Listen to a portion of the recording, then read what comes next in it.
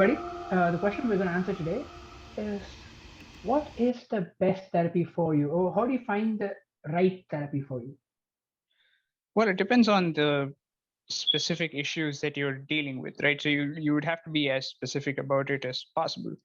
Try to understand it on your own first. Try to write down how you feel, and think about, well, what's your price range in terms of what kind of therapy you're looking for? Do you want a payment plan, something like that? Would you be more comfortable speaking to a therapist who shares the same demographic as you, perhaps the gender, or someone who comes from the same place as you, has the same cultural understanding?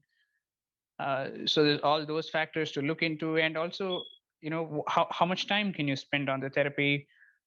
Do you need the therapist to be available at particular times? So there's all these kinds of considerations to think about. Yeah, I would say that, the therapy that's the best for you might not necessarily be the most accessible or easy to get to in terms of price, like you mentioned, Deepak, and also travel distance. Maybe there's a therapist who lives down the street, but maybe they're not the right person for you. Just because it's convenient doesn't mean that therapy is going to be helpful. And there's also different types of therapies that address different issues that are going on. Like Deepak said, if you have a sense of, what are the issues that you want to address, it'll help you choose therapy or form of therapy that's useful. So here are some examples of different psychological approaches that inform different therapies that people use. So there's the humanistic approach, which aims to treat the individual as a whole and help you attain your best version of yourself. And it's kind of part of the general basis that most clinicians use today. And the humanistic approach is helping you probably better understand what you're experiencing. It offers guidance and support, a lot of positive regard for people who are struggling with self-esteem and self-acceptance issues.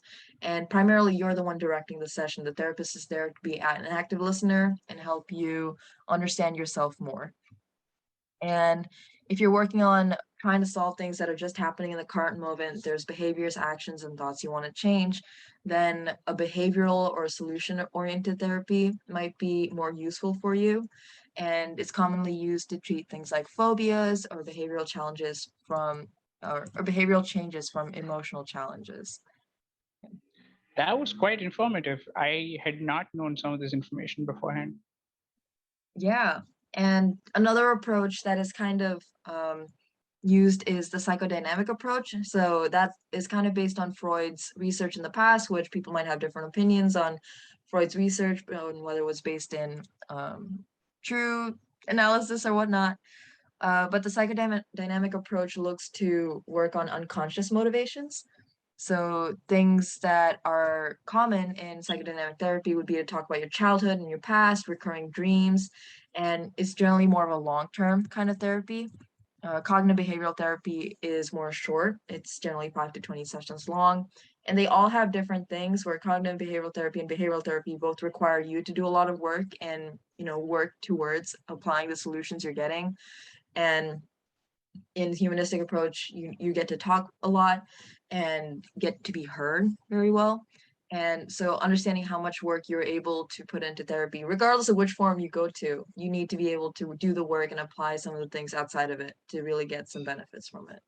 So these are some of the approaches. If any of those sound interesting, I'll send a link. I'll put a link in the description for where I found this information, and you can look up these different forms of therapy as well to see which one might be useful for you.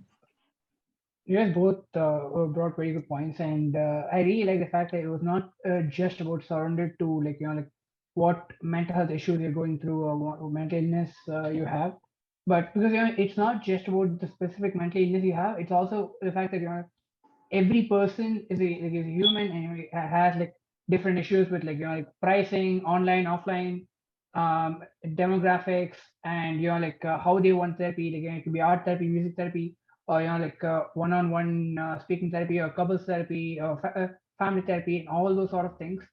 And getting to know those things and getting those answers from you was very important. And the question I'm thinking now is, what if we did all the research and somehow got it wrong?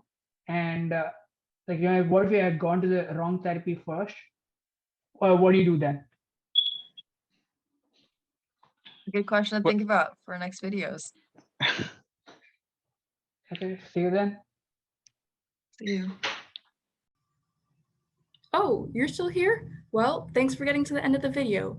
Hey, while you're still here, make sure to like, comment, subscribe, and hit the notification bell to get new updates when we post videos. Also, make sure to check out these equally exciting videos as well. Have you pressed it yet? Come on, you have 5 seconds left. 3, 2, press it now.